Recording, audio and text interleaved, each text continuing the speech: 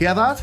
That is the soundtrack to this episode's romantic car crashes as Sex and the City gets jazzy. And along with it, another of Sex and the City's ham-fisted investigations. This time of boundaries in Season 4, Episode 3. Strap in, don't forget to like and subscribe, and let's get into it.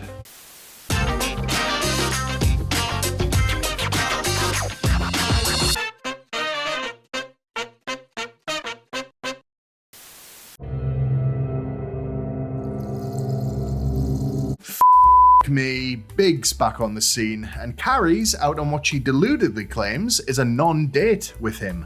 The fact that his patter on this occasion involves close-up magic is apparently still not enough to give her the ick, so where they wind up by series end should really come as no surprise.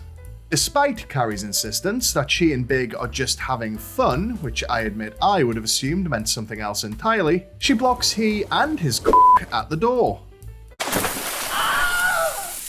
Which is fair, because I can tell you from experience that nothing ruins a fun time like having to give a man 10 years your senior inch-by-inch instructions because his night vision ain't so good anymore. After having the truth dragged out of her by the other ladies, Carrie describes her relationship with Big as undefinable. That well-known basis for all successful, lasting relationships. It's that lack of definition which causes their concern. Miranda, in particular, jealously guards her seat at the front of the big hate train by warning Carrie that she's on a slippery slope, which I assume is another euphemism for Big's cream spritzer. Undeterred, Carrie allows Big to take her out to a jazz club, attendance at which appears to be mostly about leaning over small tables and pretending that you're following the beat. Big also refers to the musicians as cats. An entirely appropriate lead-in for Carrie to scratch his eyes out, which she allows to pass by. However, she's distracted by her attraction to bass player and club owner Ray, whose pork pie hat similarly fails to trigger her severely underdeveloped fight-or-flight response. He drops her a note asking if Big is her boyfriend, which, while a bit childish, is a step up from most early noughties men who would just point to a visible erection and try to add you on aim with their sidekick. Ray later calls Carrie to play jazz down the phone to her, which still doesn't give her the ick, and I'm starting to wonder if she even has any at this point in her life. He asks her out, despite several interruptions from a clearly jealous Big, styling it out with about as much success as Winona Ryder trying to leave Saks Fifth Avenue with a suspiciously lumpy coat.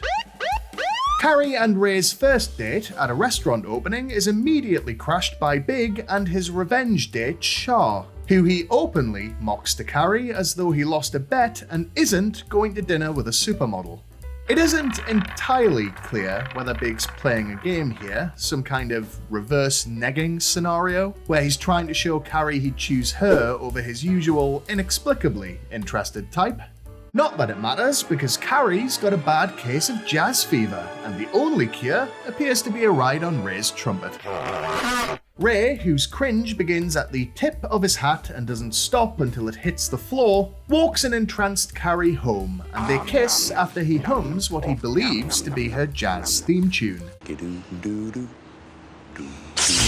Whereas I would already be seeing how much of his body I could get into that garbage truck before anybody noticed. Don't worry, he's only around for one more episode.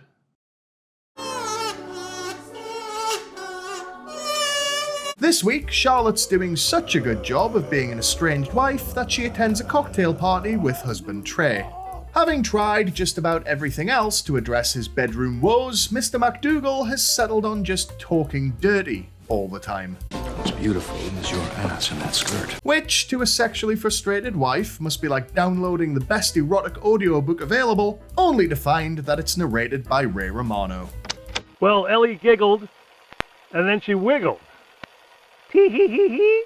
It turns out that Trey's words do translate into actions, though, when Charlotte reveals that his other new thing is only being able to board the meat wagon in public. Her main concern over this is the blurring of lines it represents, having, as she does, a husband who acts more like a side piece.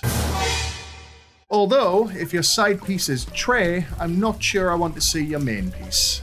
It's after the happy couple reenact one particular line from Alanis Morissette's You Oughta Know at the movies, there's a 90s deep cut for you, that Samantha's approval gives Charlotte a slightly judgmental wake-up call.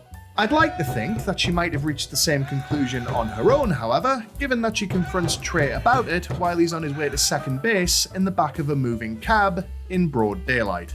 And you know how rarely I clutch my pearls. Trey just manages to salvage things by promising he and Charlotte can start doing the disappointment dance in his bed again, in addition to their tantric taxi rides, which Char greets with her usual fairy tale romanticism. I personally don't remember a version of The Little Mermaid where Ariel gets blasted by Prince Eric in the back of a carriage, but admittedly, I only had the European version.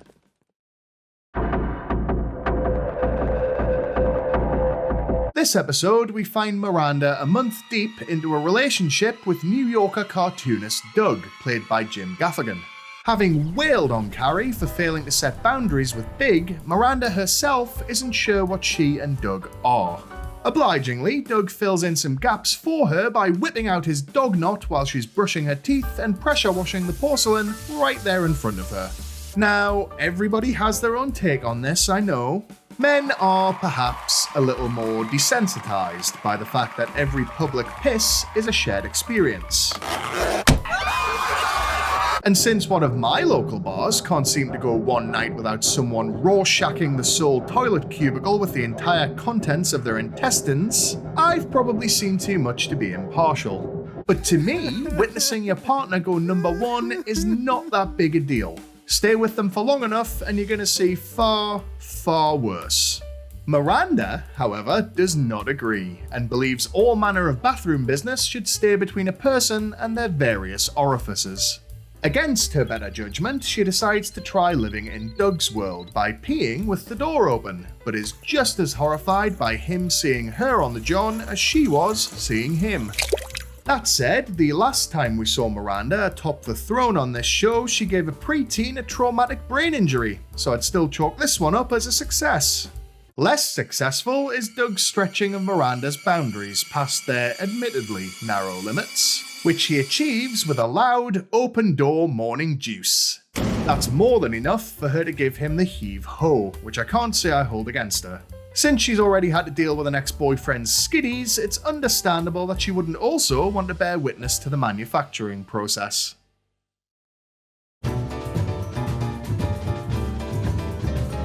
When I said in a previous video that early season 4 contains many of the show's most iconic moments and storylines, I really wasn't joking. By way of further proof, this is the episode where we first meet Brazilian artist Maria Diego Reyes.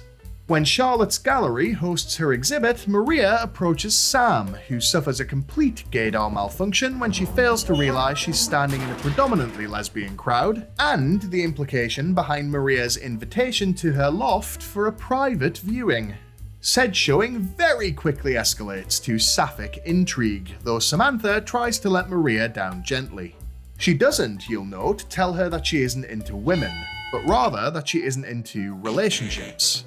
And just like Big and Carrie having fun, I can tell you that my community would interpret those words very, very differently. Yes!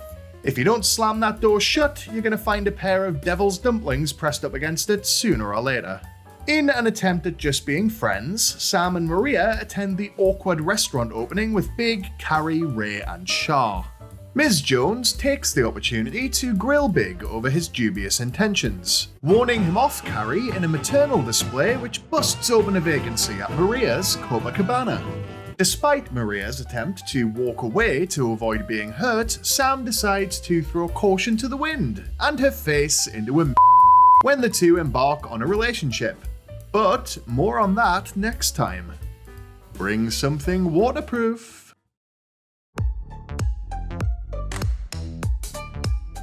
Last video's top comments came to us from Mariak, and nihilism is the only way 4680, who cannily pointed out that Charlotte's pit stop panic made no sense in light of events in an earlier episode. Well spotted, folks. This video, on the other hand, you know what I'm going to ask, and don't pretend that you don't. Where do you draw the line with bathroom sharing in a relationship? And does the length of the relationship make a difference? Sound off in the comments below. Either way, thanks for watching, don't forget to like and subscribe, and as ever, if you can't be good, be crusty.